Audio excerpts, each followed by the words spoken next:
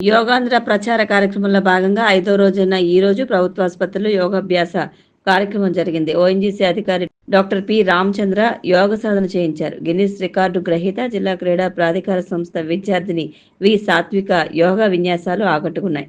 ఈ కార్యక్రమానికి హాజరైన జిల్లా సంయుక్త కలెక్టర్ జి. చిన్నరాములు మాట్లాడుతూ అంతర్జాతీయ యోగా దినోత్సవం అయిన జూన్ 21వ తేదీ వరకు ఈ యోగాంధ్ర కార్యక్రమం కొనసాగుతుందన్నారు. ప్రతి ఒక్కరూ తన వంతుగా తన కుటుంబ సభ్యుల సంపూర్ణ ఆరోగ్య పరిరక్షణ కోసం www.yoganధ్ర.ap.in పేరులో నమోదు చేసుకుని యోగాంధ్ర సాధనలో భాగస్వాములు కావాలని కోరారు.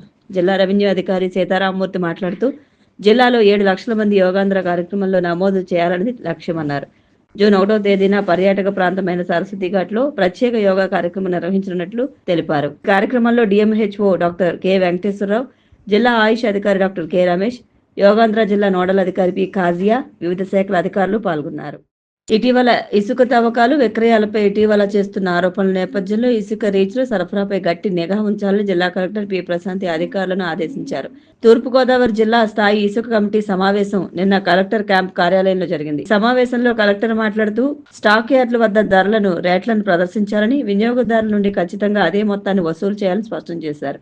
అంతేకాకుండా కాంట్రాక్టర్లు స్టాక్ యార్డుల వద్ద సీసీ కెమెరాలను ఏర్పాటు చేయాలని, స్టాక్ ఇతర వివరాలతో బోర్డులు ఏర్పాటు చేయాలని ఆదేశించారు.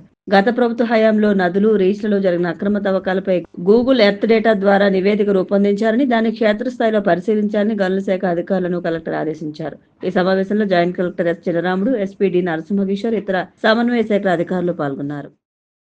పంజాబ్లోని శ్రీ ముక్తేశ్వర్ సాహిబ్ జిల్లాలో ఈ రోజు తెల్లవారుజామున బాణాసంచా తయారీ కేంద్రంలో పేలుడు సంభవించింది. ఈ ఘటనలో 5గురు కార్మికులు మరణించారు, పలువురు తీవ్రంగా గాయపడ్డారు. ఈ ఘటనపై సమాచారం అందుకున్న పోలీసులు, అగ్నిమాపక సిబ్బంది ఘటనా స్థలానికి చేరుకుని సహాయక చర్యలు చేపట్టారు. అందులో భాగంగా క్షతగాత్రులను జిల్లా ప్రభుత్వ ఆసుపత్రికి తరలించారు. వారిలో పలువురు పరిస్థితి విషమంగా ఉందని వైద్యులు వెల్లడించారు.